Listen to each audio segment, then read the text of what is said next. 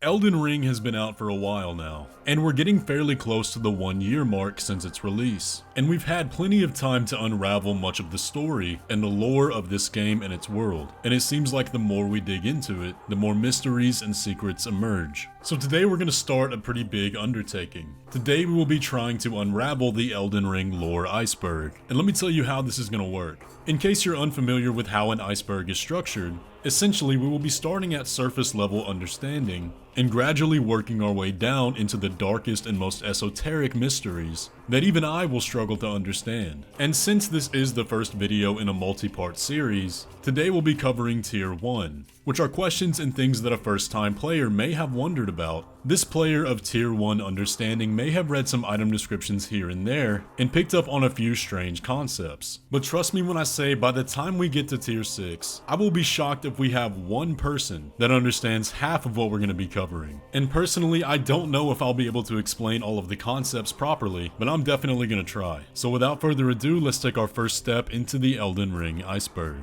As I stated earlier, Tier 1 are questions that a first-time player may be asking at the end of their first playthrough. And these were handpicked by our channel Discord server and reviewed by fellow lore masters. And so the first concept that we're going to talk about today, the very tip of the Elden Ring Iceberg, is the concept of our player character being Maidenless. As soon as we begin our journey into the lands between, one of the very first concepts and facts that we learn is that we are maidenless and can't begin our journey until we find a maiden. And so that immediately begs the question of why. To investigate this question, we can look around the area we start in. The Chapel of Anticipation is full of maiden iconography, and if you have a keen eye, you'll notice that right after we spawn, there's a body of one such maiden. And so the reasonable conclusion to come to here is that our maiden was killed, which opens up an entirely new rabbit hole, begging further questions of who killed her and why. There is of course the grafted scion at the end of the path, but considering our maiden was killed in a small room, it's unlikely. The prime suspect is White Mask Vare, who is in fact covered in blood, and immediately knows that we are in fact maidenless. And considering a step in his questline is to find the blood of a maiden, then it makes sense that he would be the one that killed her. But of course we never really find out for sure.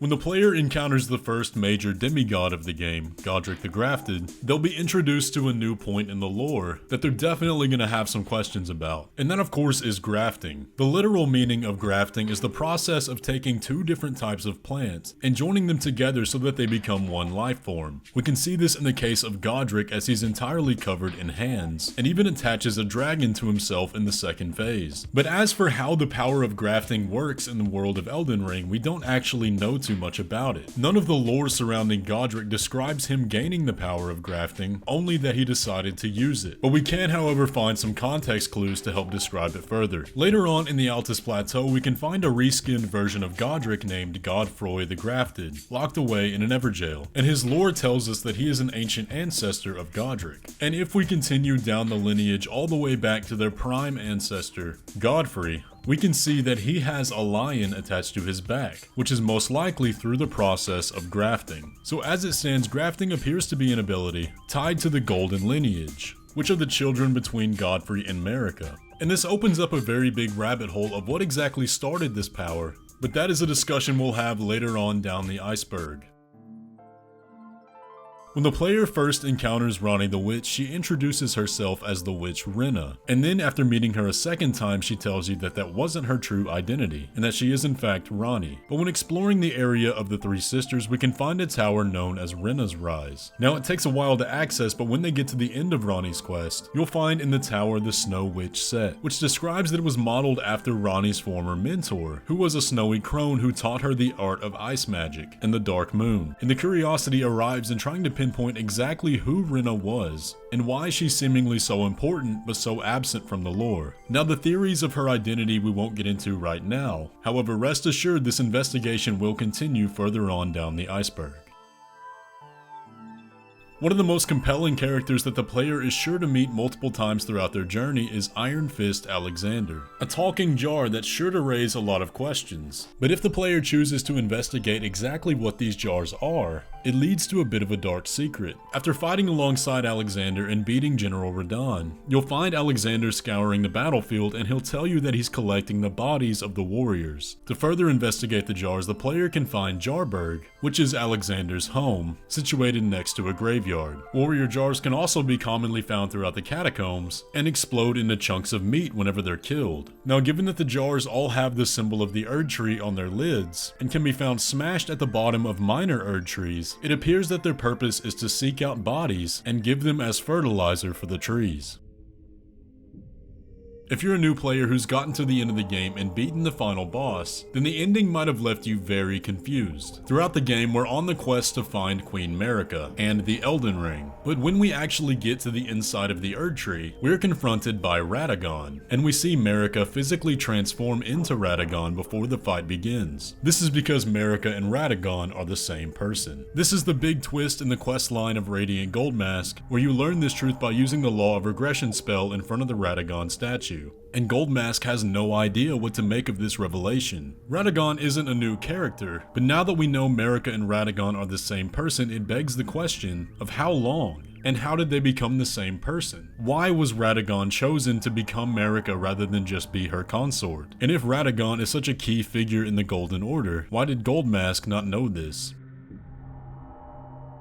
Melina is by far one of the most mysterious characters in the entire game. With her being a character that's so essential to the story, it's very strange that throughout the whole game we learn next to nothing about her. On our initial meeting, she does tell us some important details, such as her being burned and bodiless and trying to ascertain her purpose, which was given to her by her mother inside the Erd tree. Now this line is very curious, because the only character that we know of inside the Erd tree, as we mentioned earlier, is Queen Marika, and to further this coincidence, Melina's internal file name is Daughter of Marika. Now the reason that's so strange is because that would imply Melina is a demigod, but we have absolutely nothing in the entire game to suggest that, and so the rabbit hole begins. Now the problem with interpreting Melina's lore is that there's almost none. We have 0 written accounts within the lore that describes her character, and none of the characters that we meet throughout the entire game reference her at all. And so that's what makes it so interesting. Unraveling her true identity is something that we're going to be tackling multiple times on this iceberg, and trust me, it gets extremely interesting.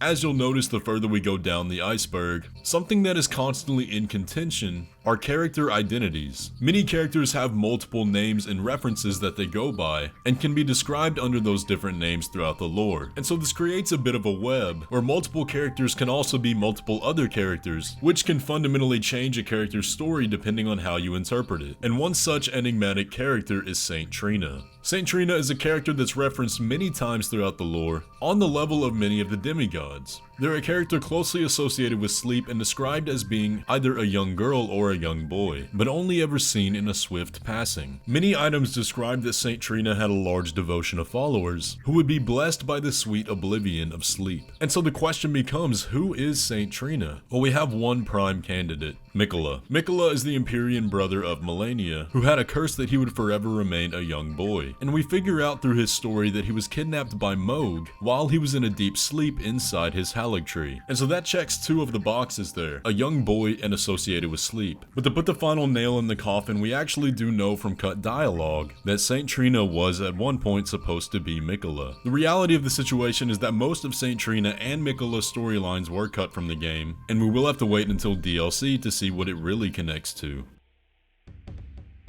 When you first begin your dive into the lore of Elden Ring, you're gonna come across something very weird. That much of the game's story takes place outside the realm of sight, and that many of the key events that happen throughout the lore were actually influenced by various outer gods. And these outer gods are supposedly deities that are competing for control of the lands between. And we actually know of quite a bit of them. We have an outer god of rot, an outer god of the frenzied flame, the fell god of the fire giants, an outer god of the death birds, an outer god known as the Formless Mother, and then the one that we actually know the most about, which is the Greater Will. But the entire concept of outer gods themselves is very strange and not entirely understood. However, one thing can't be denied is that the story revolves around them. And as we continue to unpack the mysteries of the story further, they're going to keep appearing again and again.